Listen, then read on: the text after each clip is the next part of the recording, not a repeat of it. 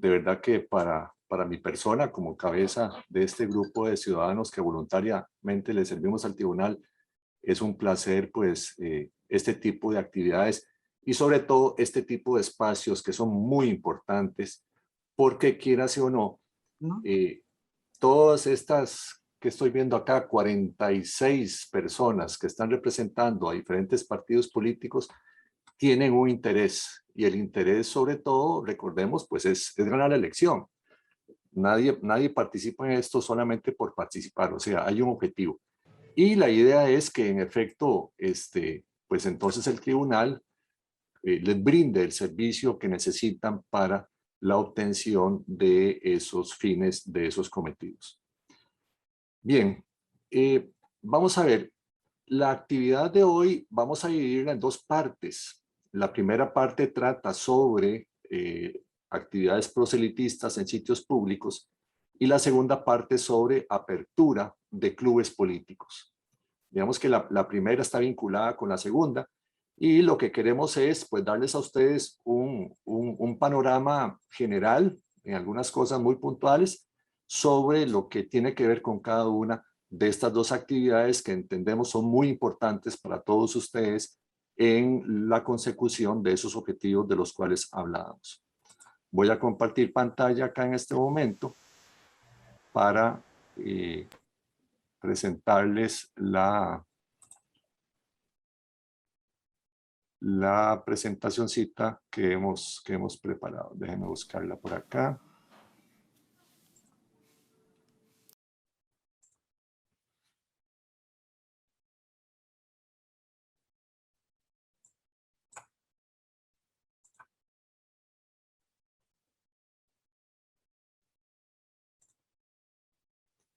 ¿Me siguen, verdad?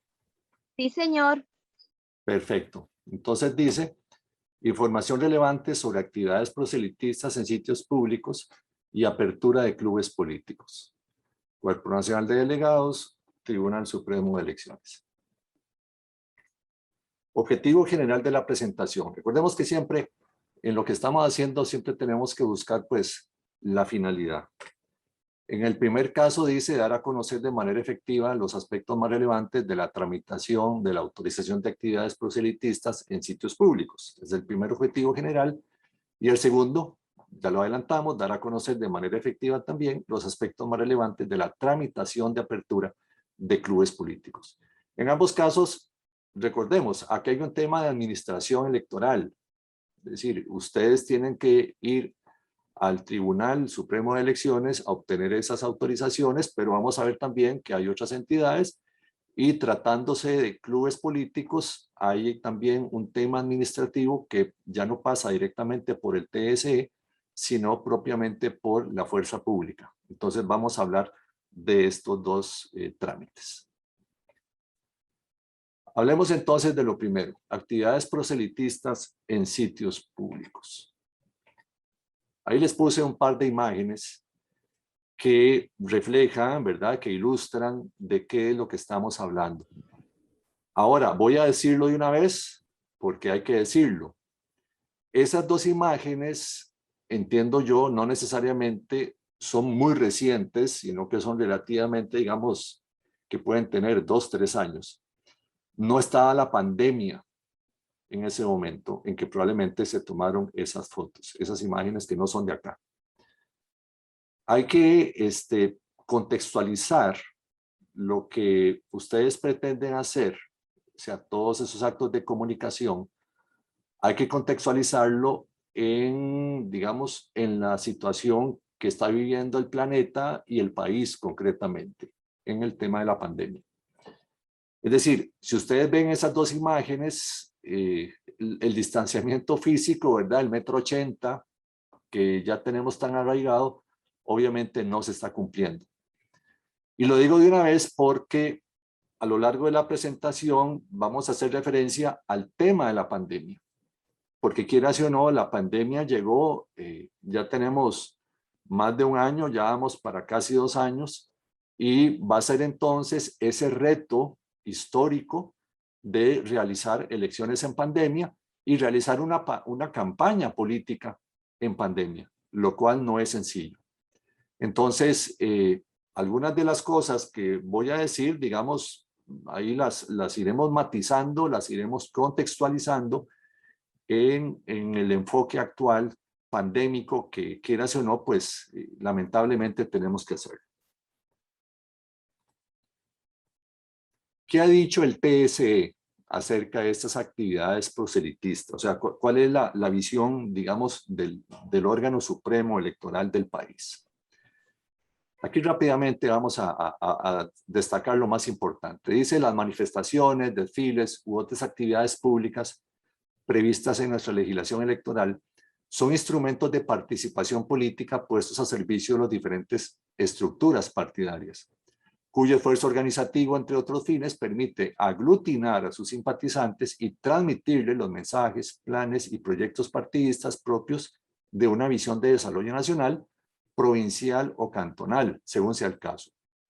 Puede inferirse, no obstante, que el efecto político buscado con tales aglomeraciones no se limita estrictamente a reafirmar o asentar los valores, sentimientos e identidad partidista. Antes bien, a partir de la notoriedad de una manifestación pública, donde se conjugan intereses comunes, cobra trascendencia la labor de comunicación política desarrollada por los distintos partidos, tarea que se fortalece con la publicidad del discurso y el proyecto partidista en aras de incidir positivamente en el ánimo de la comunidad electoral e incrementar el caudal eleccionario sobre la base de un posicionamiento efectivo de la oferta política.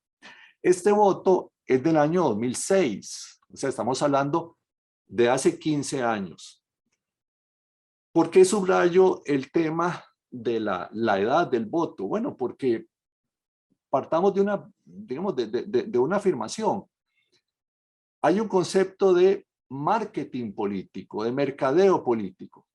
Y mercadeo tiene que ver con eso, con exhibirse, tiene que ver con mostrarse, tiene que ver con comunicarse. Bueno, entonces, recordemos que las actividades proselitistas, en efecto, tienen una finalidad comunicativa, pero no son las únicas actividades por las cuales ustedes se van a comunicar o se pueden comunicar con el electorado acerca del cual ustedes pretenden, digámoslo así, el favor del voto. Y hago referencia a esto porque en el enfoque actual, y voy a decirlo esto y no quiero que se malinterprete, pero en el enfoque actual, apostar, digamos, la labor de comunicación política a estas actividades proselitistas en el marco, digamos, de lo que podría ser lo que nosotros llamamos la calle, es decir, una plaza, una calle, una avenida, un parque. Cuidado si no se están quedando cortos.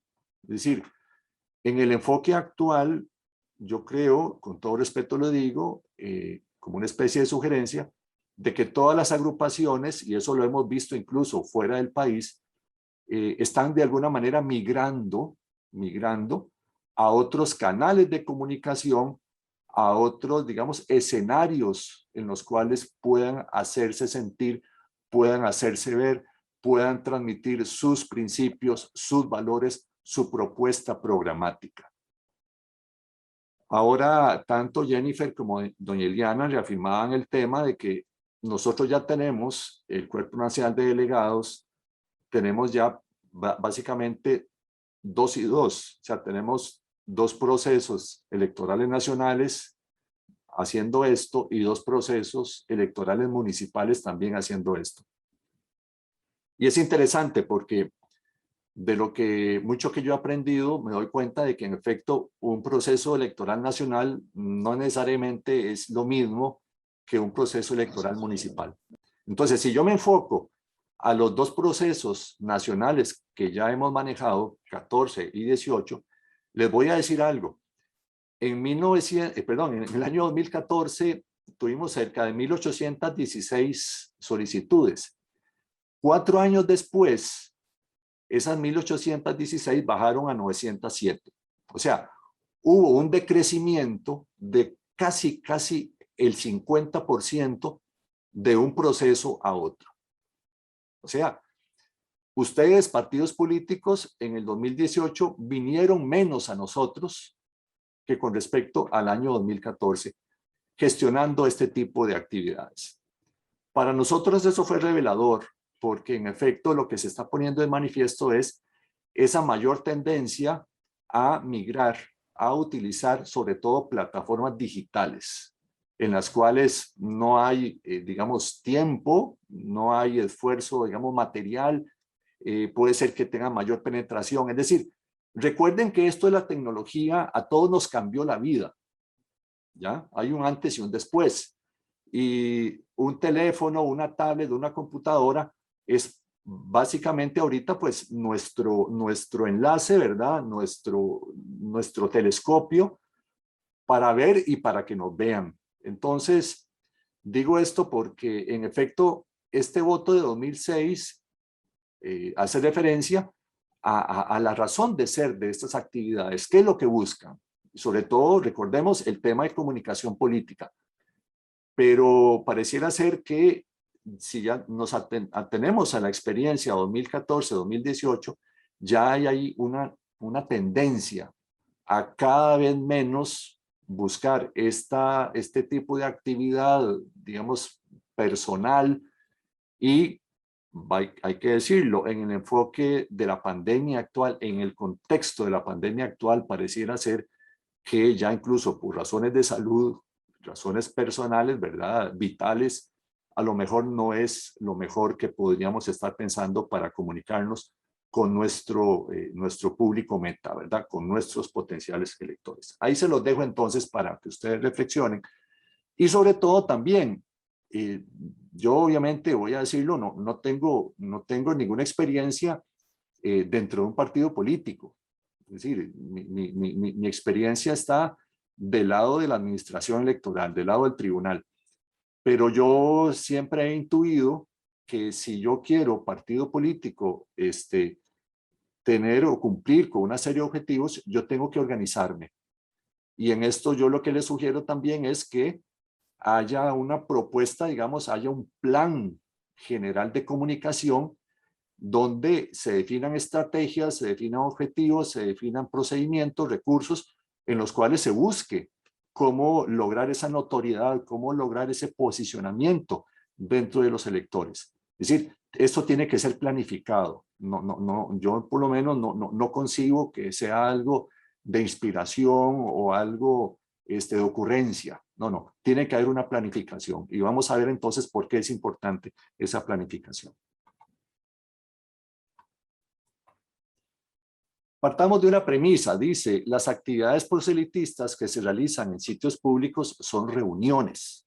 Esa es una premisa y obviamente hay que decirlo. Es decir, si hacemos o queremos hacer una actividad proselitista en área pública, legalmente, jurídicamente estamos hablando de una reunión. ¿Por qué lo decimos? Porque el derecho de reunión, ese derecho fundamental, se encuentra protegido en la Constitución Política, en el artículo 26 de la norma constitucional y en el artículo 15 de la Convención Americana de Derechos Humanos, entre otros. Esa Convención Americana es muy importante porque, recordemos, es un instrumento de derechos humanos y sobre todo es, cuidado si no, el principal instrumento de derechos humanos del continente americano. Y no es casualidad también de que es importante porque se firmó acá en San José, se le conoce como el Pacto de San José, en el año 1969 y tiene todo, digamos, un potencial desde el punto de vista normativo que es importante siempre recordar. ¿Qué dice el artículo 26 de nuestra Constitución Política? Lo citamos. Todos tienen derecho de reunirse pacíficamente y sin armas, ya sea para negocios privados o para discutir asuntos políticos y examinar la conducta pública de los funcionarios. Reuniones en recintos privados no necesitan autorización previa. Las que se celebren en sitios públicos serán reglamentadas por la ley. Eso dice nuestro artículo 26 de nuestra principal norma jurídica, la Constitución Política.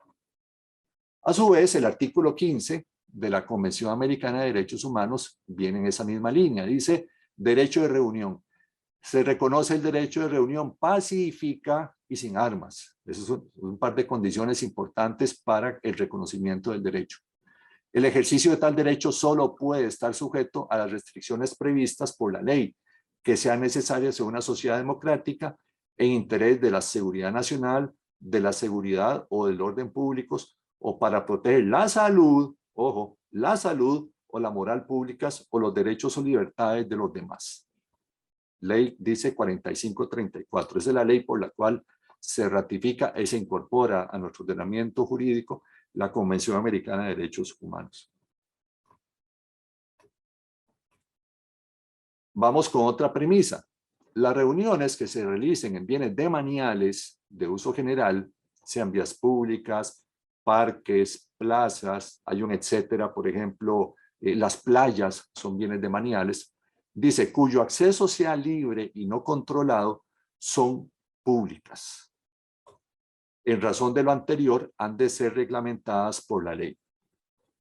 Rápidamente, esta expresión bienes demaniales es una expresión que se utiliza en el derecho administrativo principalmente para denotar un régimen especial de una serie de bienes que tienen unas características muy importantes. Para lo que a nosotros nos interesa, hablamos de el uso general, el uso colectivo al cual están destinados estos bienes. Entonces, vean, por ejemplo, una calle, un parque, una playa, es tal vez la máxima expresión de lo que se llama el dominio público porque están puestas al servicio de todos nosotros. Y todos se supone tenemos ese derecho de poder utilizar esos bienes para una serie de fines, siempre y cuando sean lícitos, pero también hay que decirlo, ese uso, la propia administración pública lo puede también regular. O sea, si bien es cierto, se habla de un permiso de uso general, pero también hay que decir de que la administración pública se encarga de, como su nombre dice, administrar las condiciones de ese uso. Entonces hay reglas. Por eso es que en efecto, al ser entendidos estos bienes como de naturaleza pública y no privada, las reglas están diseñadas para que se dé el uso racional, el uso proporcionado, pero también un uso controlado, un uso adecuado a los fines que se persiguen. ¿Cuál es entonces, y es importante siempre que ustedes lo anoten por ahí, cuál es la regla legal vigente en lo que a esto se refiere, a este tipo de actividades proselitistas? Esa regla es la contenida en el artículo 137 del Código Electoral, que tiene un epígrafe. Recuerden que epígrafe se le llama al título, ¿verdad? A ese descriptor de la norma que se llama actividades en sitios públicos. Y dice el párrafo inicial: las manifestaciones, los desfiles u otras actividades en vías públicas, plazas, parques u otros sitios públicos deberán contar con el permiso de las autoridades correspondientes y, a partir de la convocatoria a elecciones, también con la autorización del TSE y de conformidad con las siguientes disposiciones. Entonces recordemos que tanto el 26 de la Constitución como el 15 de la Convención Americana de Derechos Humanos, en efecto, establecen el derecho, ¿ya?, de reunión. Y ese derecho de reunión, recordemos, tiene un contenido que es precisamente ese de situarnos físicamente en el mismo lugar, de congregarnos en el mismo lugar, ¿ya? Cara con cara, ¿verdad? Cuerpo con cuerpo. Esta, por ejemplo, es una reunión, pero no es una reunión que estamos realizando en un área, digamos, pública, en un bien demanial, sino que más bien estamos reuniéndonos, obviamente, bajo la virtualidad. Bueno, pero es que el 137 no habla necesariamente de la virtualidad, habla de la presencialidad. Por eso es que se habla en sentido genérico de manifestaciones, ¿ya? Y lo importante también aquí es que la norma regula esas actividades de reunión, de congregación, de estar juntos todos nosotros, de acuerdo con el lugar en que las estamos haciendo. Es decir, vías públicas, una calle, una avenida, una plaza, un parque, dice, u otros sitios públicos. Pero esos sitios públicos siempre se refiere a esos bienes demaniales, de los cuales hicimos referencia hace un par de minutos. Entonces, repito, Dice la norma, ojo, deberán contar. Ese deberán, lo que está diciendo el legislador es que hay un imperativo. Es decir, no dice la norma podrán. Cuando algo dice podrán, se refiere a una facultad, ¿verdad? Algo que yo puedo hacer o puedo dejar de hacer y nada pasa. No, el legislador utiliza un lenguaje imperativo, el del deber, digamos, la imposición, que es que quieras o no, y en esto yo también me pongo del lado de ustedes, porque yo también, pues, me desarrollo más en el área privada que en el área pública, tengo que ir a tocarle la puerta a la administración pública. ¿Para qué? Para que la administración pública, en cumplimiento de lo que dice nuestro ordenamiento jurídico, me conceda a mí la autorización para que yo pueda utilizar ese espacio público para el fin de comunicación que pretendo cumplir, que pretendo satisfacer. Entonces el tema del permiso, el tema de la autorización, repito, no lo inventó el tribunal, no lo inventan los delegados, no, el tema del permiso lo señala expresamente, como dijimos, bajo la regla del imperativo, lo señala el legislador, lo señala el Congreso.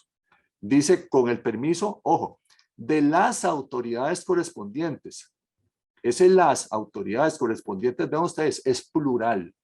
Quiere decir de que no estamos hablando de una única entidad, sino que estamos hablando de varias entidades. Dice luego, y a partir de la convocatoria a elecciones, también con la autorización del TSE. Entonces, ahí lo que está diciendo la norma legal es que ustedes pueden realizar actividades cuando ustedes quieran. Eso sí, tienen que tener la autorización previa de las diferentes autoridades o entidades administrativas que administran ese lugar. Y a partir de la convocatoria, recordemos, 4 meses antes de la fecha de elecciones, es decir, en nuestro caso, el próximo 6 de octubre, a partir de esa fecha, las que se quieran realizar a partir del 6 de octubre, tienen que tener entonces necesariamente la autorización del TSE. Eso es lo que dice, recordemos, el 137. Anótenlo por ahí, por favor. Dice, ¿cuál es el fundamento normativo reglamentario sobre esta materia? Recuerden que las leyes normalmente se reglamentan. El reglamento es una norma derivada de la ley, es una norma inferior, no la puede contradecir, sino que se utiliza para, digamos, desarrollarla, explotar la ley. La ley establece principios generales y el reglamento establece cómo esos principios generales se van a operativizar. Bueno, entonces tenemos el reglamento para autorizar actividades de los partidos políticos en sitios públicos, que es el decreto número 7-2013 del TSE. Es la norma reglamentaria que desarrolla los aspectos generales de procedimiento relacionados con el trámite de solicitud y resolución de las peticiones de autorización por parte de los partidos políticos. Yo le pedí a Jennifer que pusiera en conocimiento de ustedes varias normas. O sea, que entiendo que Jennifer lo hizo, como usualmente ella está, digamos, al servicio de ustedes. Y la idea es que ustedes ya tuvieran de antemano para la actividad de hoy esos reglamentos, tanto este como el que tiene que ver con apertura de clubes políticos, bajo la idea de que si no lo tienen, digiten por ahí decreto número 7-2013 del TSE, ahí les va a aparecer el reglamento. Es una norma muy sencilla, son pocos artículos, vamos a ver aquí los más importantes, pero como decimos, los lleva de la mano respecto de lo que tiene que ver con este tema de las actividades y, digamos, los detalles sobre su gestión a nivel administrativo. ¿Cuáles son tal vez los aspectos más importantes de la gestión, lo más relevante? Vamos a señalarlos. Hablemos inicialmente de unas restricciones que la norma del 137 del Código Electoral establece, que es importante que conozcamos, bajo la idea de que recordemos, fuera de lo que está restringido o prohibido, todo está permitido. Entonces siempre uno en esto tiene que conocer, digamos, qué no se puede hacer para que por exclusión ya yo pueda saber, ok, si esto está prohibido, significa que fuera de eso lo demás está autorizado. Hablemos de restricciones administrativas. Las explicamos de esta manera. Dado que los espacios públicos son administrados por diversas entidades estatales, dentro de las cuales destacan las municipalidades, recordemos 82 municipalidades en este momento, el Ministerio de Obras Públicas y Transportes en el área propiamente de tránsito, el Ministerio de Salud, muy importante en este momento, y el TSE, de acuerdo con su naturaleza, territorialidad e interés público, los permisos para su realización son exigibles.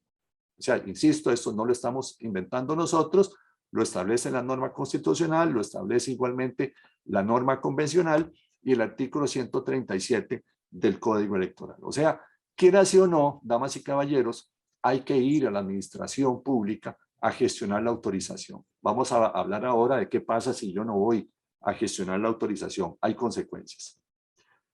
Tenemos también restricciones temporales. Vean ustedes que está en cursiva y entrecomillado ese párrafo. ¿Por qué? Porque estoy citando el inciso D del artículo 137 del Código Electoral. Lo leemos, dice, los partidos políticos no podrán celebrar reuniones o mítines en zonas públicas en un mismo distrito electoral el mismo día. Tampoco podrá celebrarlas del 16 de diciembre al 1 de enero, ambos inclusive, inmediatamente anteriores al día de las elecciones, ni en los 6 días inmediatos anteriores al día de las elecciones inclusive. Aquí, ¿qué es lo más importante? Hay que subrayar esta primera parte, de que el legislador partió de una premisa, y esa premisa, digamos, tiene fundamento histórico, y es que en el mismo distrito electoral, el mismo día, los partidos políticos de ese legislador no pueden estar juntos. Hay una regla de separación, hay una regla ahí de presunción de que entre ustedes se van a dar de garrotazos y que para evitar los garrotazos, entonces mejor establezcamos la prohibición de concurrencia simultánea. Y vean ustedes que el legislador utiliza una expresión, digamos, muy tajante, el mismo día. En esto voy a decirles, en nuestra gestión desde el año 2013 a la fecha, yo esta norma, como responsable del programa y como responsable también de las resoluciones, que probablemente muchos de ustedes ya han tenido la oportunidad de leerlas, hemos ido bajo un principio proactividad. Hemos ido bajo un principio, digamos, del ejercicio del derecho fundamental, porque hay que hacerlo de esa manera.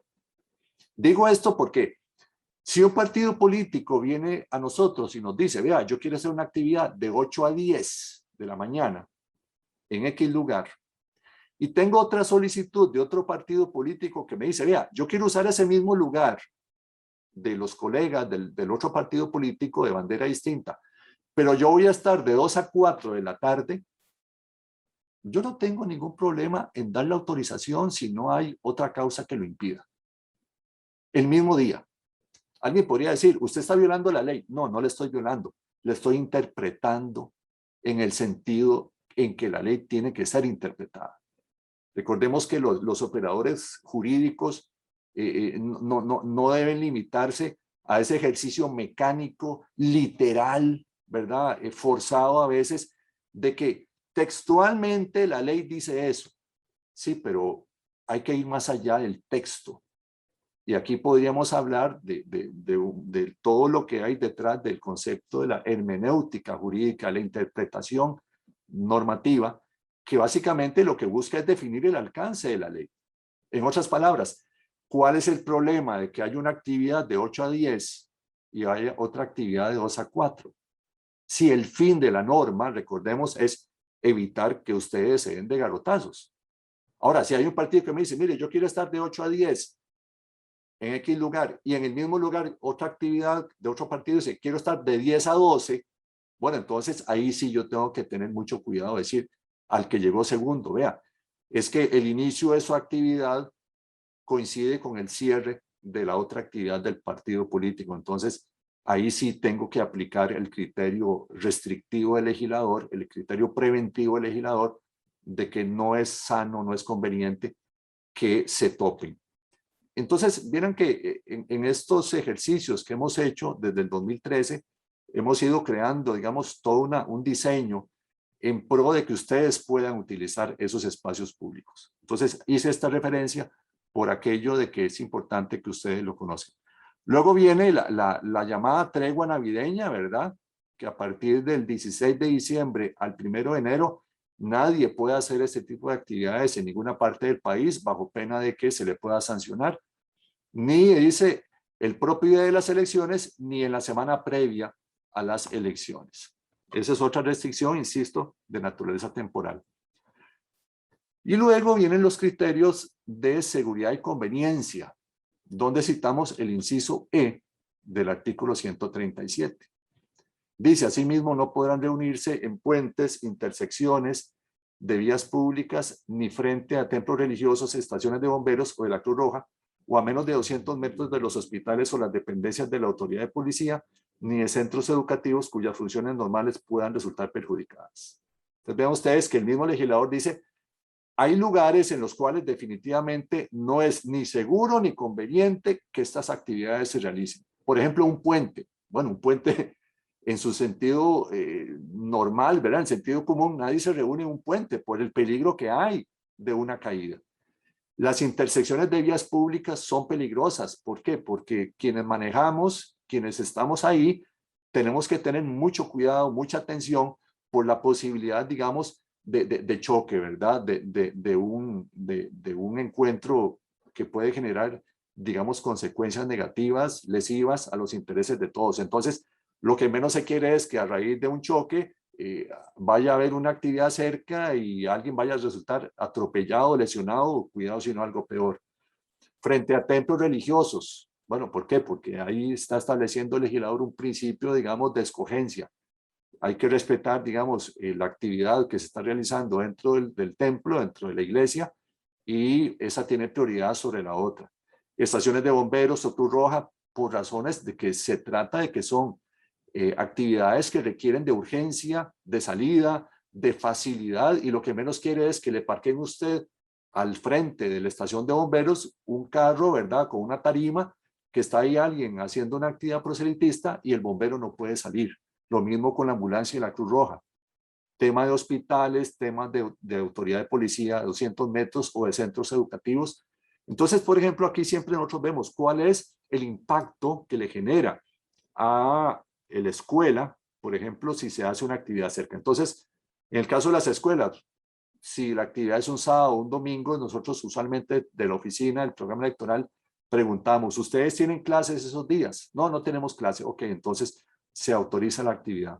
Pero para que ustedes vean de que igual hay un imperativo de parte del legislador de que tenemos que verificar que no se afecten servicios públicos o no se afecten ciertas actividades que son prioritarias frente a las actividades proselitistas que se quieren hacer en esos lugares. Vamos a ver, la reglamentación tiene también una serie de aspectos importantes. Por ejemplo, el reglamento, el 7-2013, dijimos, regula los tipos de actividades. Entonces vamos a enumerarlos. La plaza pública, el meeting, el piquete, la feria electoral. Esos 4 son lo que llamamos actividades estacionarias, fijas. ¿Por qué? Porque se hacen en lugares específicos, no nos movemos de ahí. Luego vienen las 2 ambulatorias, que es el desfile y la caravana. El artículo 1 las caracteriza. El artículo 1 nos dice qué es cada una de ellas.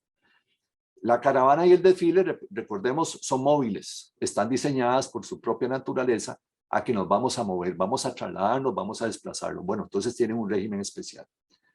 Y luego hablamos de los casos especiales, el volanteo y el perifoneo. Rápidamente, no son actividades que estén limitadas expresamente más allá de lo que la ley establece, por ejemplo, en el caso del perifoneo. Hay una norma ahí en el código, perdón, en la ley de tránsito, el artículo 116, que establece ciertas reglas respecto del perifoneo. Lo remito a ella, pero no pasa por el tribunal. En el caso del volanteo tampoco pasa por el tribunal. O sea, no hay que hacer gestión para volantear, no hay que hacer gestión ante el tribunal para perifonear. Incluso el volanteo y el perifoneo se pueden hacer el propio día de la elección y nada pasa. Hay ciertas reglas, por ejemplo, el volanteo se caracteriza por la movilidad. Es decir, cualquiera de ustedes puede agarrar ahí unos papelitos e ir a echarlos debajo de la puerta de la casa.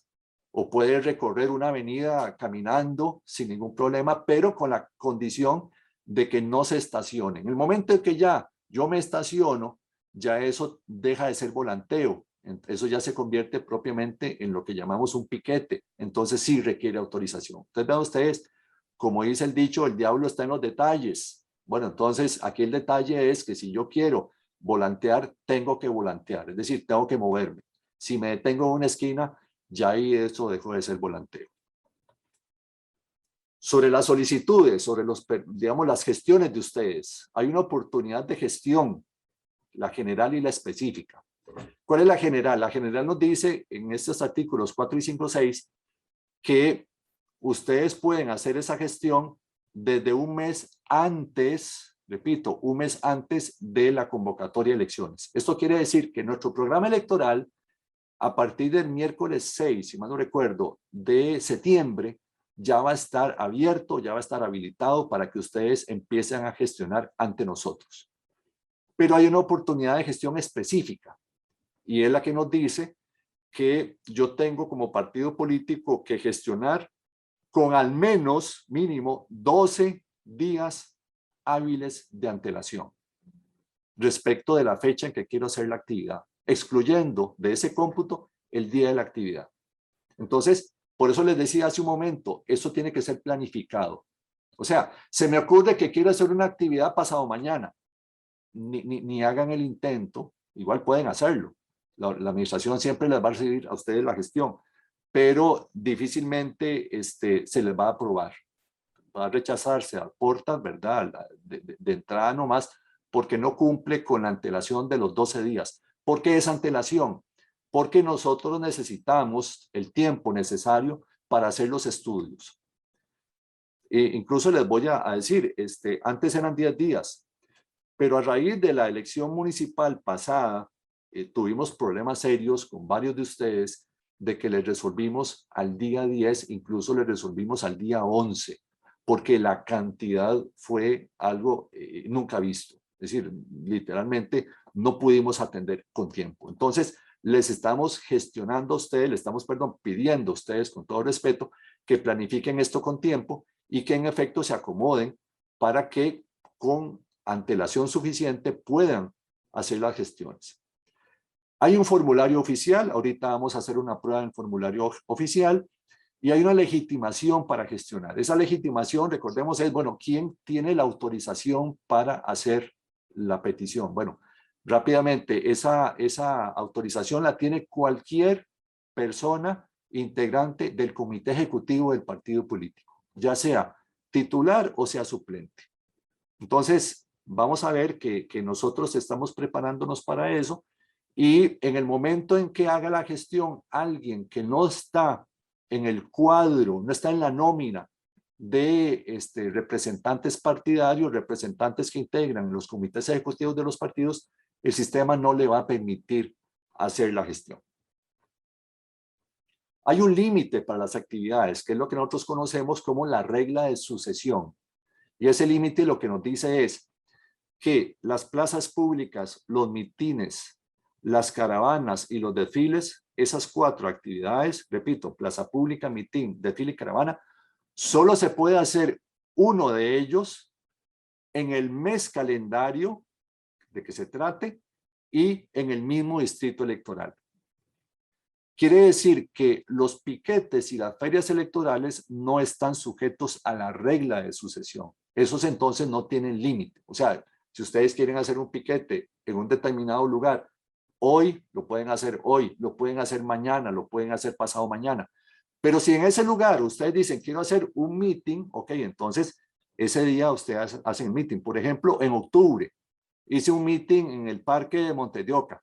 Bueno, debo saber que mi partido ya no puede hacer en ese distrito electoral, en ese parque, por ejemplo, en octubre no puedo hacer una segunda actividad similar. ¿Por qué? Porque la idea es darle el espacio, darle la oportunidad a todas las agrupaciones. Por eso es que se pone esa limitación. Recursos contra la resolución final. Hay un recurso de revocatoria y apelación de subsidio, oponibles en el plazo perentorio de 3 días hábiles, contados a partir del día hábil posterior al envío de la resolución respectiva. Es decir, si ustedes no están de acuerdo con lo que nuestro programa electoral resolvió, lo cual debo decir que en los últimos procesos ha habido un incremento interesante en la cantidad de recursos de apelación presentados, están en todo el derecho de hacerlo. O sea, se vale disentir. Y yo no me voy a resentir, ni mucho menos, por favor. Pero sí les debo decir de que en 4 ejercicios que hemos tenido, solamente un recurso de apelación ha sido declarado con lugar, lo cual yo celebro, porque fue una situación incluso que más bien nos liberó de mucho trabajo por una interpretación que hace el tribunal y que nos dio más bien mucho oxígeno frente a lo que se resolvió. Pero fuera de ese caso, el tribunal ha venido confirmando nuestras resoluciones, lo cual de alguna manera lo que el tribunal está diciendo es que estamos resolviendo bien las gestiones de ustedes, pero igual ustedes tienen, insisto, todo el derecho de plantear los recursos que ustedes estimen que deben plantear si no están de acuerdo con lo que nosotros estamos resolviendo sobre las gestiones presentadas. Finalmente, y sin perjuicio de otros aspectos, resalta uno en especial: el deber de realización de las actividades autorizadas. Decimos así: autorizada una actividad por el TSE, la misma debe llevarse a cabo. Si ello no ocurre, se tendrá por verificada para efectos de la regla de sucesión, sin perjuicio de gestionarse la aplicación del régimen sancionatorio legal. Esto no lo inventamos nosotros, está en el artículo 291, inciso B del Código Electoral, está en el artículo 12 del reglamento, y hay varios votos del tribunal que tienen que ver con eso. ¿Por qué es importante recalcar esto, damas y caballeros? Porque recordemos, acuérdense lo que vimos hace un momento, ustedes son amos y señores del distrito electoral el día que ustedes tienen una actividad autorizada por el TSE. Pero resulta ser entonces que no se vale aquello de que pido el permiso, el tribunal me lo da y no hago la actividad. Eso no se vale, porque ahí hay una afectación inmediata, vamos a decirlo, a los electores. Es decir, los electores son los destinatarios de todo esto que ustedes están haciendo, son, digamos, los receptores del mensaje, y quieras o no, el elector necesita esa información. Entonces, si ustedes escogen este mecanismo de comunicación política llamado actividad proselitista en sitio público, por favor, tengan conciencia clara de que tienen que hacer la actividad que ustedes, en efecto, le pidieron al tribunal la autorización y el tribunal se la dio. Porque tienen, insisto, que honrar el compromiso para con el elector. Hay una segunda afectación que se da cuando lamentablemente no se cumple con ese compromiso, que es hacia la competencia. Es decir, si yo, partido político, no hago la actividad, no solo afecto al elector, sino que afecto al otro partido político, porque puede ser que ese partido sí quisiera o si hubiera estado en posición de utilizar ese espacio, pero por esa regla de exclusión que establece el legislador, no lo pudo hacer. Entonces, ahí hay un segundo, digamos, interés lesionado cuando se deja de hacer una actividad. Y hay un tercero, que son mis compañeros delegados, porque mis compañeros parten de la premisa de la buena fe de que ustedes van a hacer las actividades que gestionaron y que obtuvieron la autorización. Entonces mis compañeros dejan lo que están haciendo por ir a acompañarlos a ustedes. Yo personalmente he sufrido esos, digamos, ¿qué sería? Como plantonazos, o sea, me dejaron plantado, no me gusta. Entonces yo hago un reporte y el partido tal no se presentó a hacer esta actividad, yo tengo que firmar un acta. Entonces, eso le genera al partido, insisto, una denuncia, y probablemente muchos de ustedes saben de lo que estoy hablando, porque esa denuncia se convierte luego en una resolución sancionatoria y se convierte en dinero que ustedes tienen que pagar a título de multa, de 2 a 5 salarios base.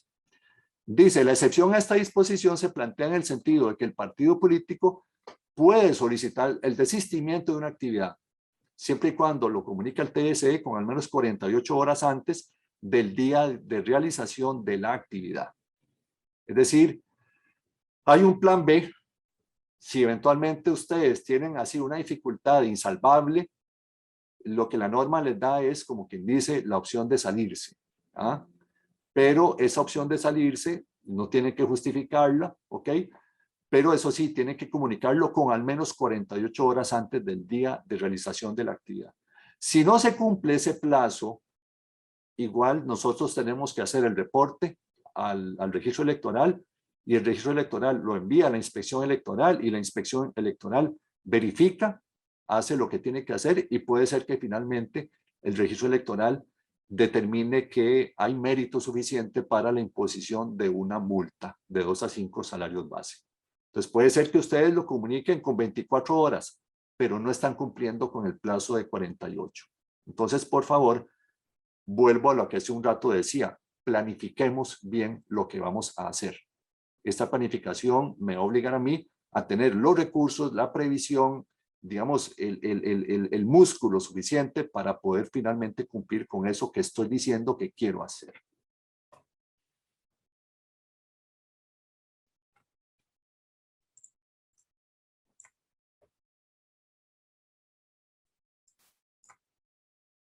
Vamos a ver qué pasó aquí.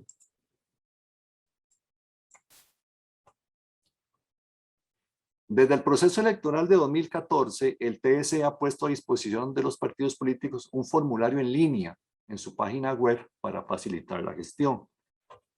Para las elecciones nacionales de 2022 se brindará el mismo servicio. Si quieren, hacemos en este momento el receso de los 5 minutitos que Jennifer nos prometió para ir al baño, para tomar agua, para estirarnos.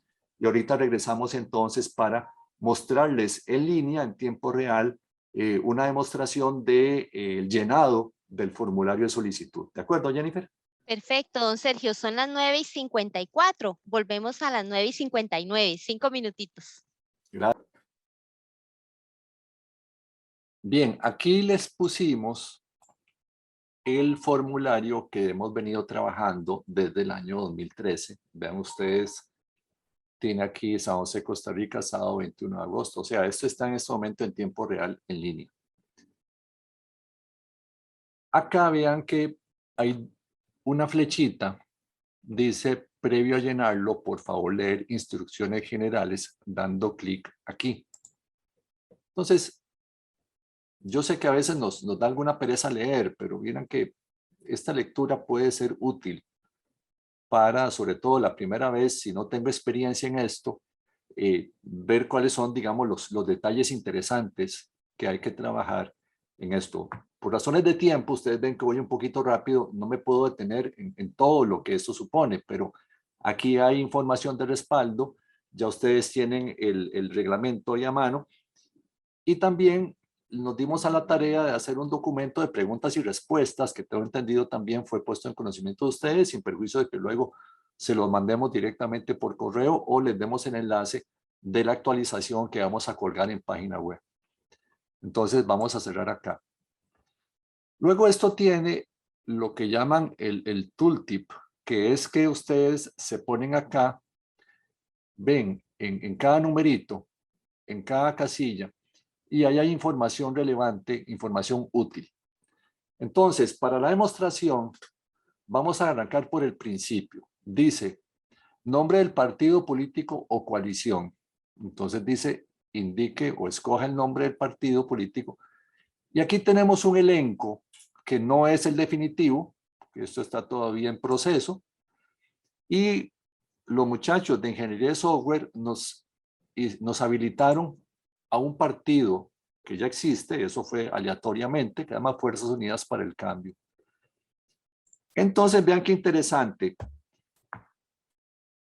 Cuando ustedes entran y ponen el nombre de su partido, en la lógica, digamos, de la construcción del formulario, ya hay una comunicación con las bases de datos del tribunal.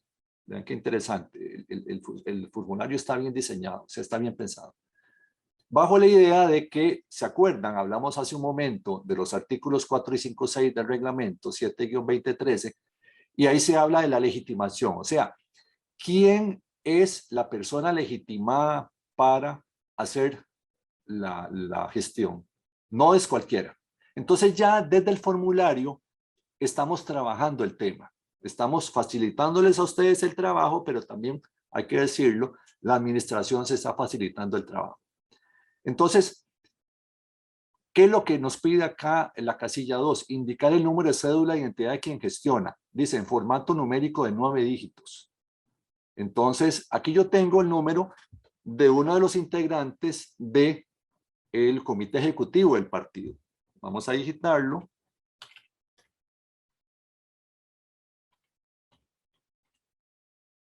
Y le vamos a dar la lupita. Y allá apareció Carlos Luis Araya Delgado. Vamos a hacer otro ejercicio. Vamos a poner un número de cédula distinto, ¿ya? Para que ustedes vean cómo entonces el sistema se está comunicando al interno. Vamos a poner ahí una cédula a lo loco. Yo espero que me salga bien, porque a veces hago esto y me salen personas fallecidas.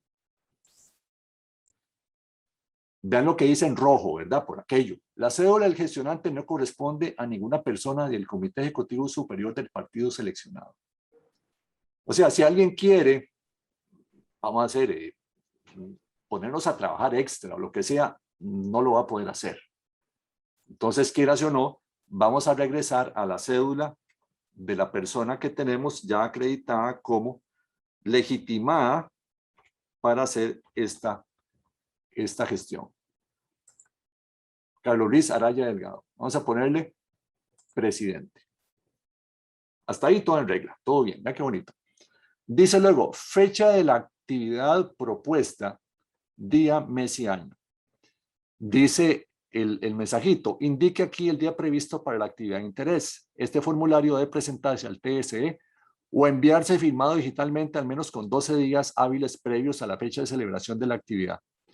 Las actividades aquí aprobadas deben realizarse por el partido solicitante. No ser así, se tendrán por verificadas para todo efecto legal sin perjuicio de posibles sanciones administrativas conexas. Entonces, nosotros tenemos acá 2 periodos, así lo hemos hecho, para que ustedes no solo gestionen, sino para que ustedes realicen actividades. Dice, hay un primer periodo para realización.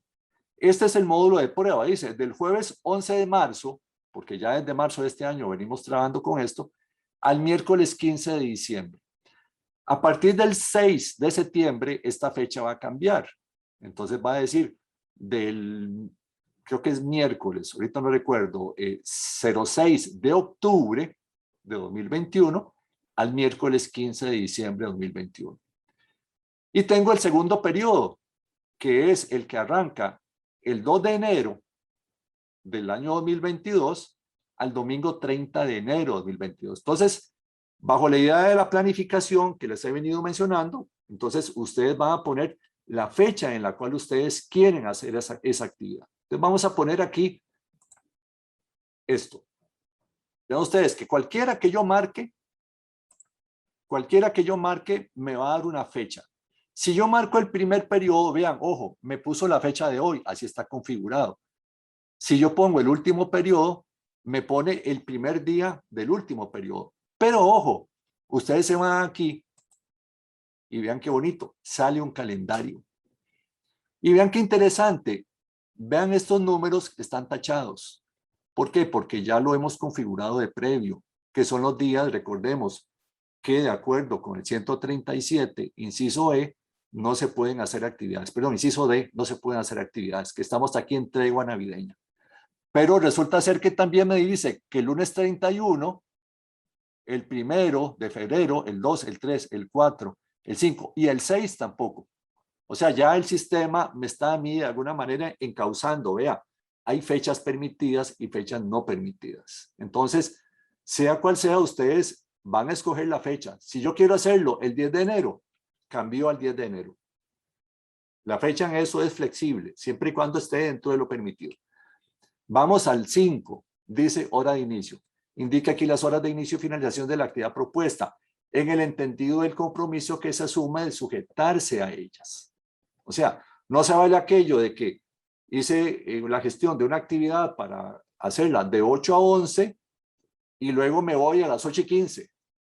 No se vale. Es decir, tendría que pasar ahí algo, un tema de fuerza mayor importante. La idea es que ustedes esto se comprometan a que van a cumplir lo que ustedes mismos están diciendo. No hay límite de horario, ¿ya? Pero si ustedes ponen el horario, la idea es que ustedes cumplan el horario. Ahora, mire, que me quedé sin material, ya no tengo nada que entregar. Bueno, entonces, sí, si no hay nada que entregar, ya nos vamos. ¿Para que nos vamos a quedar aquí? Y si está haciendo sol, tengo hambre, estoy cansado, lo que sea. Pero, digamos, razonablemente, la idea es que yo cumpla con el horario. Entonces, me pone el horario. Tengo de las 00 a las 12. Entonces, voy a poner las 11. Vean cómo se pone aquí el 11. Los minutos. 11:15. AM, PM. AM. Escoja la hora de finalización. Voy a ponerlo a las 3 de la tarde del mismo día, 3 p.m. Descripción de la actividad propuesta. Escoja aquí el tipo de actividad que se propone realizar, sin perjuicio de otras que no correspondan a las ya definidas en la reglamentación. Las más usuales son la plaza pública, el mitin, piquete, feria electoral, desfile y caravana. En el artículo del reglamento vigente se definen como tales. Entonces, tengo aquí la plaza pública, el mitin, el piquete, la feria electoral, la caravana y el desfile. Voy a poner piquete, porque son las que más los partidos políticos piden. Entonces, la dirección exacta y precisa del lugar dice donde se realizará la actividad propuesta o descripción exacta de la ruta en caso de caravana o desfile. Entonces, voy a ponerle costado sur del Parque de Alajuelita.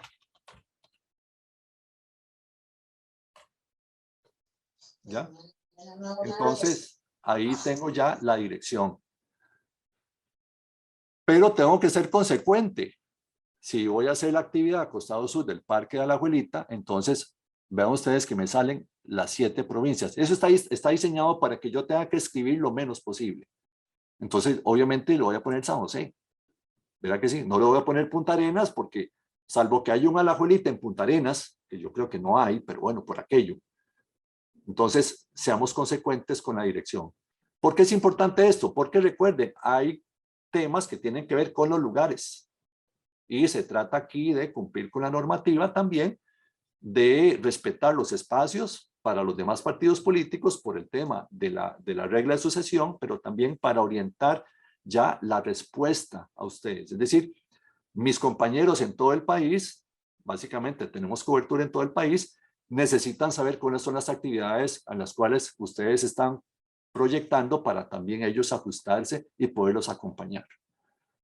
Dice, escoja el cantón, Alajuelita. Escoja el distrito, Alajuelita. Distrito electoral, Alajuelita. Ok.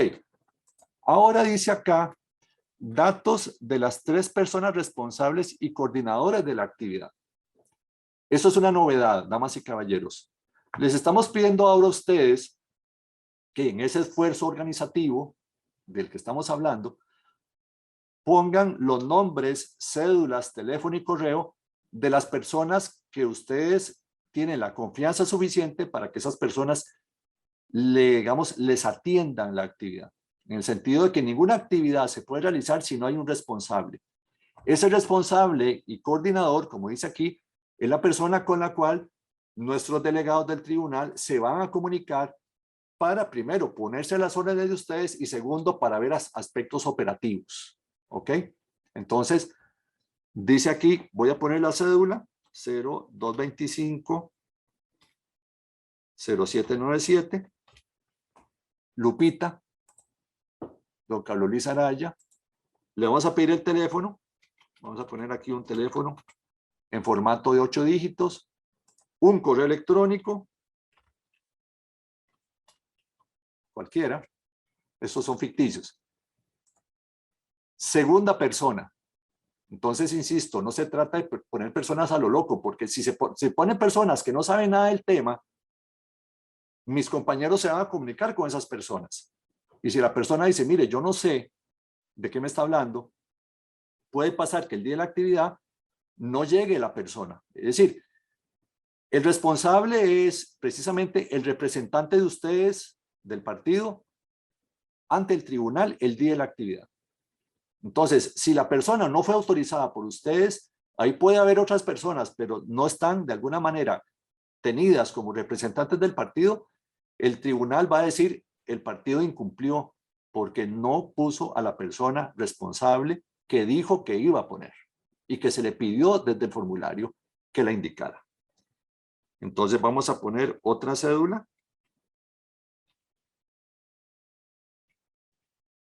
Esto es ficticio, vamos a ver si la pego por acá. Doña Ligia. Vamos a poner el mismo teléfono. Vamos a poner también la dirección de correo. Cualquier dirección. Eso es para efectos del formulario. Y vamos a poner una tercera persona. Vamos a poner también otra cédula. Copiemos la misma que pusimos antes. 619-0787. Esperemos que la persona esté por ahí. Don José Manuel Ruiz Cernas. Esto, si alguien lo conoce, le dice que es para estos efectos nada más. O sea, esto no es nada real. Y el correo. Vean que tenemos el punto 21. En el supuesto de que no se firme digitalmente, el representante del partido político solicitante debe firmar de modo autógrafo este documento. ¿Qué quiero decir con esto? Quiero decir que ustedes aquí tienen, de acuerdo con el reglamento, dos formas de entregar, dos formas de hacerle saber a la administración electoral que ustedes están interesados en obtener la autorización del TSE. Entonces tengo la primera, que es la tradicional, entrega en oficinas del TSE. Esta es la forma menos adecuada, sobre todo en el momento en que nos encontramos, porque implica un desplazamiento, implica tener que imprimir documentos, implica, insisto, tener que irlos a dejar. Hemos venido insistiendo por la segunda forma, que es la de la firma digital. Y en esto ustedes nos han ayudado mucho, yo los felicito, les agradezco, porque del proceso 2013, donde solo teníamos un único partido que gestionaba digitalmente, ya hemos visto prácticamente un 60-70% de partidos que están gestionando digitalmente y cada vez van en aumento. Entonces, ojalá que ustedes tengan acceso al recurso de firma digital porque es muy cómodo en el sentido de que ya ustedes, sin necesidad de salir de sus oficinas, pueden hacer las gestiones. O sea, eso a todos nos facilita la vida. Hay también un tema ambiental, no tengo que imprimir, no tengo que gastar papel, no tengo que gastar recursos, no tengo que botar árboles y simplemente lo firmo digitalmente, lo envío a la dirección oficial, que ahorita vamos a verla, y con eso ya estoy cumpliendo. Pero vean qué interesante, vean esta casilla 23 cómo cambia de color, porque está así diseñado. Si yo marco entrega a oficinas del TSE, tengo que poner la persona que va a entregar. Entonces pongamos siempre a don Luis Carlos.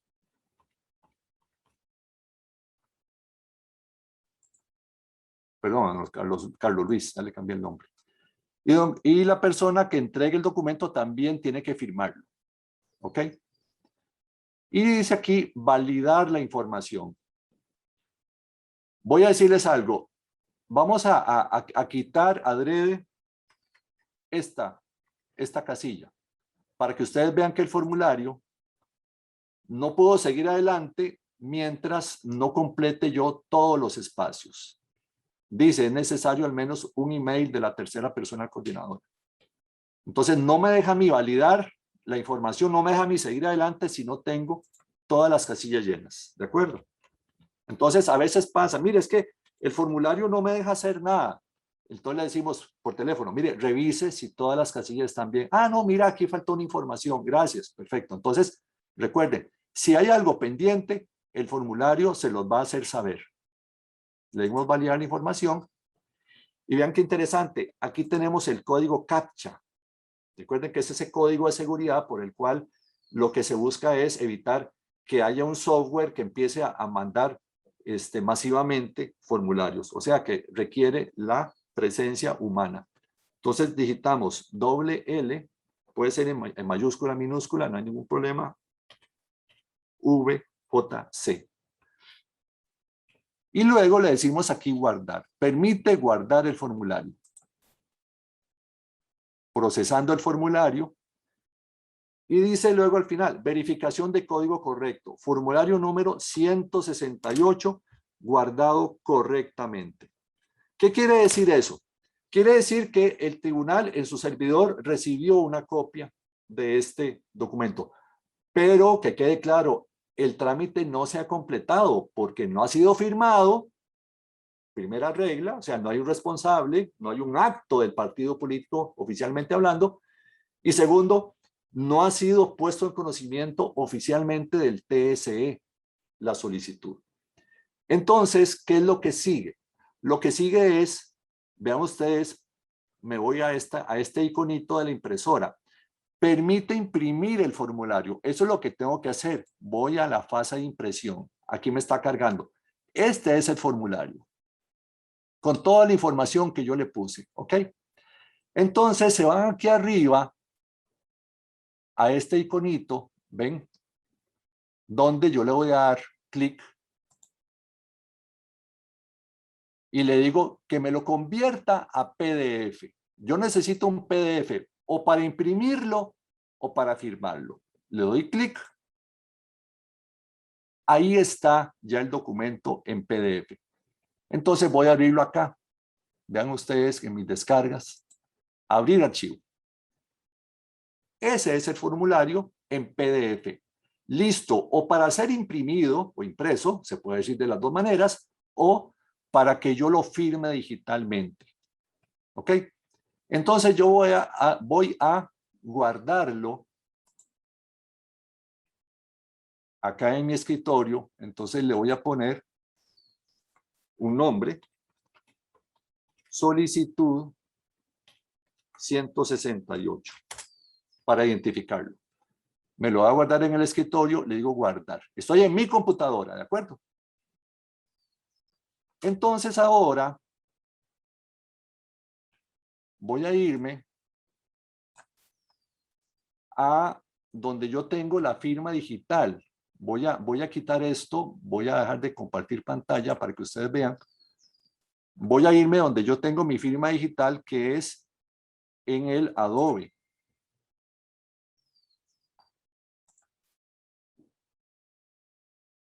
Voy a regresar a compartir pantalla con ustedes.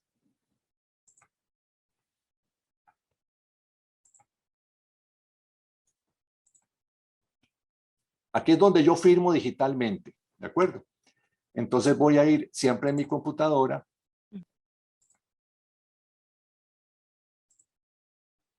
Le pusimos, ¿verdad? En escritorio estaba formulario. Solicitud, creo. Solicitud, decía. Así, Sí, cierto. ajá. Gracias, Jennifer. Solicitud 168. Gracias, Jennifer. Aquí está, abrir. Ahí la tengo. Esa es la solicitud que yo hace unos minutos llené. Entonces, ojo, ya estoy yo firmando digitalmente, como si yo fuera dijimos, don Carlos Luis. Herramientas, certificados, firmar digitalmente. Voy a irme aquí a este espacio. Aquí ya estoy firmando digitalmente con mi firma digital. Voy a bloquearlo. Voy a guardarlo aquí en datos, por solicitud 168, guardar. ¿Desea? Sí. Vean qué interesante. Ojo aquí en lo que les estoy marcando. Dice firmado y todas las firmas son válidas. O sea, el mismo software que yo tengo instalado en mi computadora me lo está confirmando. Usted lo firmó bien, su firma es válida. ¿Qué sigue ahora, damas y caballeros? Sigue ahora enviarlo por correo electrónico. Entonces, voy a dejar de compartir. Voy a irme a mi correo electrónico.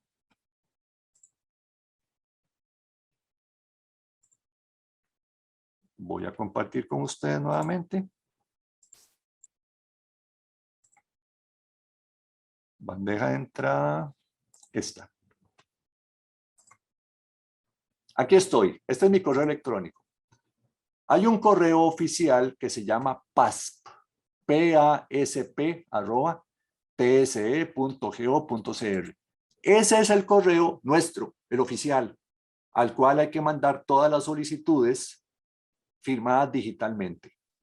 Entonces yo le digo insertar, tengo la solicitud 168, asunto 168,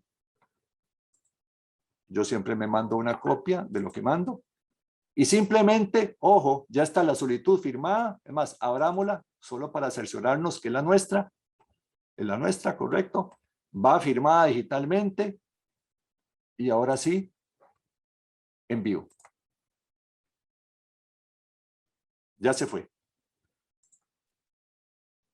Entonces ya lo recibimos en el tribunal, de modo tal que ya su gestión fue presentada y ya ustedes hicieron lo que tenían que hacer. Ahora, esto mismo ustedes lo pueden hacer guardando el formulario, si no tienen el recurso de firma digital, y buscan la firma autógrafa de la persona. Lo que pasa es que esa firma autógrafa, si la persona que firmó no presenta personalmente el documento en alguna oficina del TSE, tiene que ir autenticada por un abogado. Más plata, porque el abogado les va a cobrar. Recuerden que los abogados usualmente cobramos por lo que hacemos. Algunos no, pero la mayoría sí. Y luego tiene que ponerle un timbre de 275 colones para que el colegio de abogados siga adelante con lo que hace. Entonces vean ustedes cómo se encarece.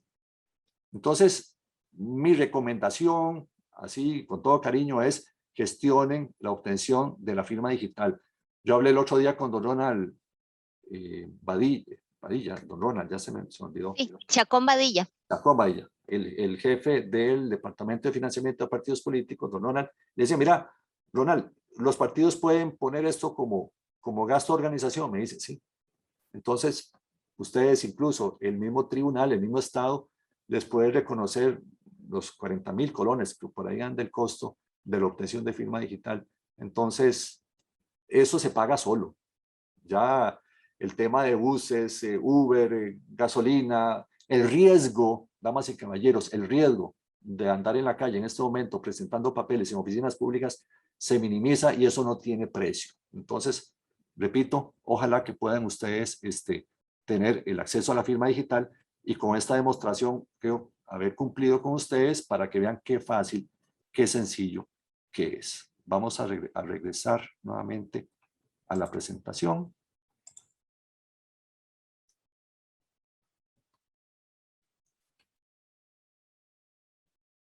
Vamos a compartir pantalla.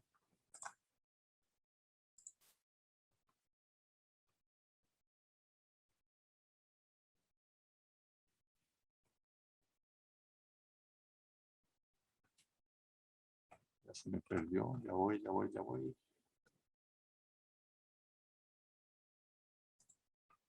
Aquí estoy.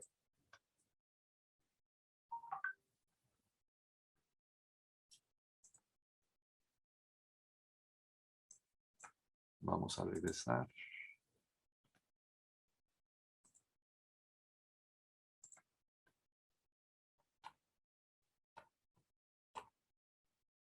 ¿Me siguen, verdad? Sí, señor. Perfecto.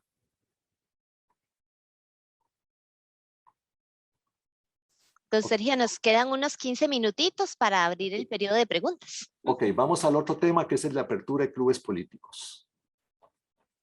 ¿Qué ha dicho el TSE acerca de los clubes políticos? Las reuniones o actividades políticas que celebren los partidos distintos locales son instrumentos de participación política que en última instancia buscan influir decisivamente en la selección de las autoridades gubernativas, siendo entonces los clubes políticos uno de los vehículos esenciales para alcanzar tales fines. Esta resolución es del 2010, hace 11 años. Vemos también que en el tema de clubes políticos ha habido, digamos, de acuerdo con la elección que se trate, suben, bajan. En esto ya depende mucho de ustedes. Recuerden que los gastos en que ustedes incurran detrás de esta actividad también son reembolsables por el TSE bajo las condiciones que establece el Código Electoral. Gestiones de apertura, la normativa del Código Electoral vigente y la solicitud de apertura. Voy rápido. Dice el Código Electoral, en el artículo 141, anótenlo por ahí porque es la norma que tiene que ver con esto de clubes políticos. Reuniones en clubes o locales cerrados. Dice, los partidos políticos debidamente inscritos podrán efectuar reuniones dentro de sus clubes o locales, pero se abstendrán de difundir propaganda o discursos fuera del local al mismo tiempo, en sus puertas o aceras, ya sea de viva voz o por medio de altavoces, radios u otros instrumentos. La autorización de locales para uso de los partidos políticos será obligatoria y deberá solicitarse por escrito ante la Delegación Cantonal de Policía, cuya resolución será apelable ante el TSE. No se aprobará la inscripción de un club a menos de 100 metros de distancia de otro ya inscrito. Dentro de los 2 meses anteriores a las elecciones, solo los partidos con candidaturas inscritas podrán solicitar la inscripción de nuevos locales, y el funcionamiento de un local en contra de lo establecido en la ley, dice, obligará a la autoridad de policía correspondiente a cerrarlo de inmediato. ¿Qué rescatamos de la norma? Lo primero, bueno, que en efecto se pueden hacer actividades dentro de los clubes. Recuerde que son locales privados, que el Estado no tiene injerencia, digamos, directamente sobre lo que ustedes hablen ahí, lo que obviamente estamos hablando ya de un tema de privacidad, pero sí hay ciertas reglas respecto, digamos, del cómo se hace. Luego dice la norma que en efecto tiene que gestionarse una autorización para poder usar una casa, una oficina, un local como club político. O sea, no se vale aquello de que abro de hecho el club político sin ningún tipo de autorización, porque entonces se les puede aplicar la última parte de la norma, que es que la fuerza pública llegue a cerrarlo. Ojalá no queremos eso, pero hay que entender que eso lo dice la norma. Y luego la limitante dice de que hay una separación de 100 metros, y a veces tenemos que medirlo, ¿verdad? Con regla, ¿verdad? Con cinta métrica, entre el frente, la puerta de un local frente al del otro local. Eso lo hace la fuerza pública porque ellos son los competentes en primera instancia, lamentablemente, para hacer esto. Y digo lamentablemente porque muchos de ustedes probablemente ya me han escuchado. La fuerza pública no debería tener esta competencia. La fuerza pública debería estar abocada exclusivamente a lo que le corresponde, que es protegernos a nosotros, no perder el tiempo ni sus recursos en el tema político, porque eso me lleva al otro tema, de la injerencia, de la intromisión de la fuerza pública en temas políticos, que debo decirlo y con el perdón de ellos, porque no les gusta que yo se lo recuerde, no ha sido la mejor. Hemos visto algunos casos donde hay de alguna manera favoritismo en un sentido o en otro sentido. O sea, a X partido político le resuelvo a la velocidad de la luz, lo cual uno quisiera que así fuera con todos los partidos políticos, pero a otro partido político literalmente le engaveto el trámite para de alguna manera no facilitarle la apertura del local, lo cual no está bien. Entonces, esto es un tema delicado, es un tema sensible, pero sí les digo que lamentablemente no debería ser eso así, pero el legislador, digamos, escogió esa vía para que esta actividad sea controlada administrativamente. ¿Cuál es el fundamento normativo reglamentario? Hay un reglamento, el 15-2012, que es el que desarrolla aspectos procedimentales relacionados con esto. Dice que cuáles son esos aspectos más importantes. Bueno, entonces, la obligatoriedad y formalidad del trámite. El procedimiento de autorización previa por parte de la fuerza pública es obligatorio para todos los partidos políticos y coaliciones, quienes deben seguir las formalidades y regulaciones establecidas en el Código Electoral y el citado reglamento. Siendo así, ningún club político debería funcionar si no es con la autorización previa de la fuerza pública. Otro aspecto importante es la vinculación del local con las necesidades del partido. Dice, el local debe ser usado por el partido para realizar las actividades que le son propias. Por ejemplo, organización, transporte, planificación. O sea, que uno vea que ahí hay, digámoslo así, actividad política partidaria. Otros usos que no tengan relación con la temática política no están autorizados. Entonces resulta ser, yo pongo siempre este ejemplo de pizarra, van a la fuerza pública, obtienen la autorización para abrir un club político donde se supone se van a reunir, donde van a dar material, donde van a dar información, o sea, lo que normalmente se hace en un club político. Pero vemos ahí que pusieron un salón de belleza y llega la gente, sobre todo las damas, a salir más bonitas de lo que son. Obviamente no funciona así. Y eso entonces implica una violación a la norma, lo cual posibilitaría entonces que se cancele la autorización por parte de la fuerza pública, dado que pareciera ser una renuncia de hecho a la gestión de autorización de apertura de ese club político. Dice otro aspecto, límite territorial de los partidos políticos, según la escala del partido. Los partidos se pueden, sabemos, inscribir a escala nacional, provincial y cantonal. Los de escala nacional entonces pueden gestionar locales en todo el país, los provinciales en su provincia y los cantonales solamente en su cantón. Dado que esta elección no participa ningún partido cantonal, solo provinciales y nacionales, pues entonces sabemos que, por ejemplo, un partido de San José únicamente tiene competencia territorial en la provincia de San José. Además, ¿qué lógica tiene que vaya a abrir un club a Alajuela, Heredia, Cartago, si ahí no están sus potenciales electores? Otro tema es la legitimación específica para gestionar la apertura de los locales. Entonces decimos, solamente los miembros del comité ejecutivo de cada partido están autorizados para gestionar a nombre y por cuenta del partido la apertura de locales políticos. Esa condición debe acreditarse mediante una certificación ya es emitida por el registro electoral del TSE o un notario público. Este documento no deberá tener más de un mes de emitido al momento de su presentación a la fuerza pública. Esto, lo he dicho antes, no quiero sonar grosero, pero esta es una de las diferencias que se dan cuando el TSE no maneja esto, digamos, como órgano de primera instancia. Porque entonces, claro, al partido se le encarece andar haciendo estas gestiones de obtener esas certificaciones que acreditan quién es el personero integrante del comité ejecutivo. Entonces, ustedes vieron que en el caso nuestro, cuando hablamos de actividades proselitistas, yo no le pido al partido político que me muestre quién es el personero, porque yo tengo esa información. Y aquí hay un tema de la ley 8220 que me obliga a mi administración pública a facilitarle el trámite al gestionante. Pero como son dos administraciones distintas, entonces ustedes tienen que gestionar ante el tribunal la obtención de las certificaciones de quienes integran esos comités ejecutivos para que a partir de ese documento la fuerza pública como administración pública habilitante tenga certeza de quién está legitimado y quién no está legitimado para gestionar. Aquí les muestro, sin perjuicio de que ya Jennifer lo haya puesto, como me dijo, y estoy seguro que lo hizo, un formulario de solicitud en la parte frontal, con todos los datos que se les pide a ustedes para que lo llenen, lamentablemente a mano, hay que decirlo.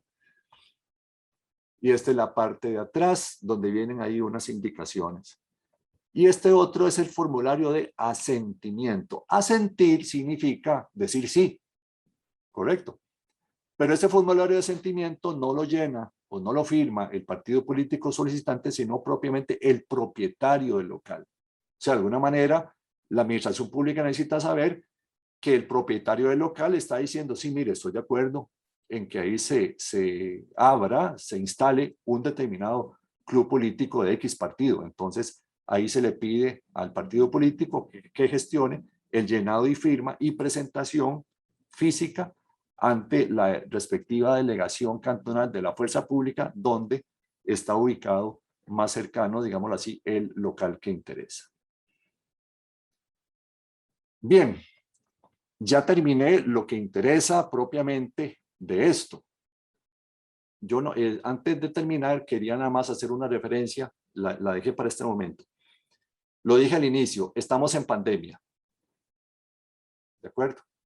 Eso significa que el Ministerio de Salud, para nadie es un secreto, ha tomado un protagonismo inédito en la historia reciente de este país, donde muchas de nuestras actividades esenciales, actividades vitales, de alguna u otra manera se han visto condicionadas, sino hasta restringidas, limitadas o hasta prohibidas.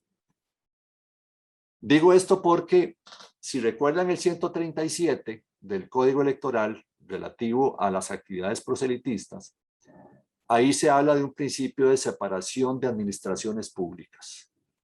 Entonces, lo que les quiero decir es que ustedes pueden gestionar las autorizaciones y el tribunal, propiamente nuestro programa electoral, los delegados, vamos a seguir haciendo lo que hemos venido haciendo a la fecha, que es resolviendo desde la perspectiva electoral. Es decir, aplicamos código electoral, aplicamos jurisprudencia electoral. El tribunal no va a emitir resoluciones condicionadas a aspectos propiamente que no nos corresponde a nosotros ver. Y me refiero sobre todo al tema de salud. Eso le corresponde a las autoridades de salud. Entonces, en las resoluciones que hemos venido dictando desde septiembre de 2013, siempre hacemos referencia a que nosotros resolvemos autorizando una determinada actividad sin perjuicio de lo que digan las otras entidades que administran el respectivo sitio público en el cual ustedes quieren realizar esa actividad. Eso lo que significa es que ustedes, cuando tienen el visto bueno del tribunal, no deben bastarse, no deben limitarse a que ya tienen el visto bueno del tribunal, porque no han terminado el proceso de obtención de permisos. Ustedes tienen que ir a la municipalidad respectiva, porque cada municipalidad tiene reglas propias, y tienen que ir a la respectiva área de salud que por territorio les corresponde ir a presentar igualmente la gestión y obtener del Ministerio de Salud el visto bueno para esa actividad. Para nadie es un secreto que hay un decreto ejecutivo, el 42.221 de marzo del año pasado, donde el Ministerio de Salud limitó el tema de las concentraciones masivas y prácticamente las prohibió. En este ir y venir, en este vaivén que hemos estado manejando de restricciones que se levantan, restricciones que se implementan, permisos que se dan, permisos que ya no se dan, vamos a tener que aprender, vamos a tener, insisto, que convivir con esta nueva normalidad y, como les decía al inicio, con una campaña electoral inédita, en el sentido, por ejemplo, en este caso, de lo que va a ser la comunicación política. Entonces, lo planteo en esos términos porque probablemente ya ustedes tienen sus dudas. Bueno, el tribunal me va a permitir a mí hacer una plaza pública. Yo les digo, si se cumplen las reglas electorales, que es lo que nosotros vamos a aplicar, entonces yo les digo a ustedes que sí. Pero particularmente tratándose de una plaza pública, como las fotos que donde hay una congregación importante, donde hay un molote, una aglomeración de personas, perdone, pero yo no estoy viendo al Ministerio de Salud dando esa autorización. Entonces, nosotros funcionamos bajo ese esquema de administraciones separadas. Y voy a decir algo, si ustedes consideran que la actuación del Ministerio de Salud ha sido abusiva, como muchos lo han planteado, por ejemplo, la Sala Constitucional, allí están los remedios jurisdiccionales, ahí están las resoluciones de la Sala, donde la Sala dice sí o no. Y puede ser entonces que alguno de ustedes diga, bueno, voy a ir al TSE a plantear un amparo electoral porque me parece que el Ministerio de Salud está usando de su ejercicio de derecho de limitarme a mí un derecho fundamental como es el derecho de reunirme. Está en todo su derecho de plantearlo y habrá que ver entonces la magistratura electoral, el órgano supremo electoral, la decisión que finalmente tome al respecto. Si hago esta aclaración, insisto, porque es importante que ustedes sepan cuál va a ser la dinámica.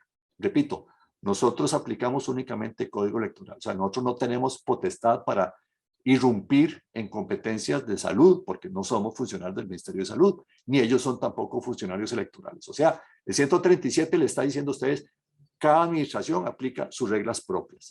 Y habrá un juez supremo, habrá un tribunal llamado TSE, Tribunal Supremo de Elecciones, que finalmente determinará si el ejercicio de esas potestades administrativas por parte del Ministerio de Salud se ajusta o no se ajusta al derecho de la Constitución en materia de derechos electorales.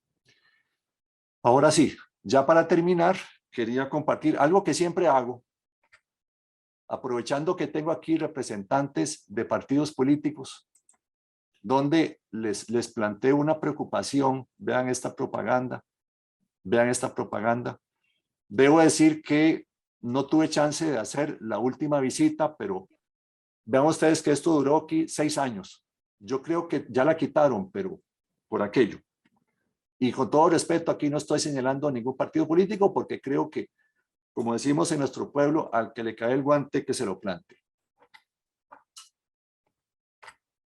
Esa sí me consta, hace poquito esta señal fue quitada, la retiró ya el ministerio. Pero del 14 al 19 o al 20 o al 21, esa propaganda estuvo ahí pegada. Esta para mí es de una de las más interesantes, porque yo le vengo dando seguimiento a esto desde el año 2015. Si mal no recuerdo, Ricardo Toledo, a quien no conozco, pero sí recuerdo que fue candidato para la elección de 2006.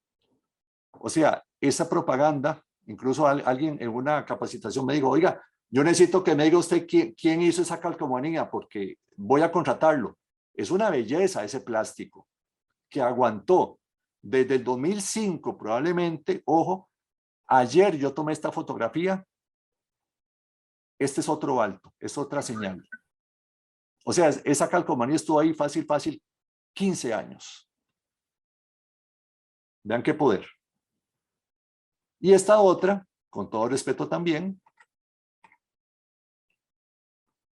para quienes usamos esa vía, esta es la ruta que conduce al final de la Florencio del Castillo, por el lado de Hacienda Vieja de Curriabat. Dice 8690 Calderón. O sea, estamos hablando de que eso todavía está ahí y que tiene fácil, ¿qué estamos hablando? Del 21 al, digamos, al 86, que hablamos de 86, 14, 35 años. 35 años. Probablemente algunos de ustedes no habían nacido y eso estaba ahí ya. Y eso va a estar ahí, yo no sé hasta cuándo. Porque, vean ustedes, alguien tuvo que haberse colgado, porque yo no creo que alguien haya puesto una tarima ahí, ¿verdad? Un andamio. Alguien se colgó para pintar eso. ¿Por qué lo hago? Porque siempre aprovecho este espacio con ustedes. Porque les lanzo una pregunta. Y el respeto a la ley. Y cito el artículo 136. Libertad para difundir propaganda. Pero no es una libertad absoluta, damas y caballeros. Se prohíbe lanzar o colocar propaganda electoral en las vías o los lugares públicos, así como en el mobiliario urbano. El Estado de Derecho, que todos tenemos que cuidar, que todos tenemos que respaldar. El Estado de Derecho funciona en gran parte porque se respeta la ley. Y en esto no quiero caer mal, pero ¿cómo pretendemos, partido político, darle el mensaje adecuado a la ciudadanía? Vea, yo quiero ser quien maneje los destinos de este país si yo no estoy dando el ejemplo en cuanto al respeto a la ley. Alguien me podría decir, mira, es que el candidato no tiene por qué saber de esto. No, pero es un tema de responsabilidad partidaria. O sea, ustedes hacen lo propio por imprimir la propaganda, por distribuirla. Bueno, entonces díganle a las personas que esto solo puede colocarse una calcamonía, por ejemplo, en lugares privados. Que no ensuciemos las áreas públicas que ya de por sí están sucias, están deterioradas. Y lo otro es que la reglamentación electoral vigente, el decreto 6-2021, faculta a la ciudadanía a plantear denuncias al respecto. Y nosotros recibimos la denuncia de un ciudadano, lo ponemos en conocimiento de ustedes, les damos un plazo de 3 días para que ustedes, partidos políticos, retiren esa propaganda. No hacemos referencia a que alguno de ustedes la puso, no, pero es propaganda de su partido. Ahí hay un tema, digamos, de responsabilidad política con la esperanza de que sea removida.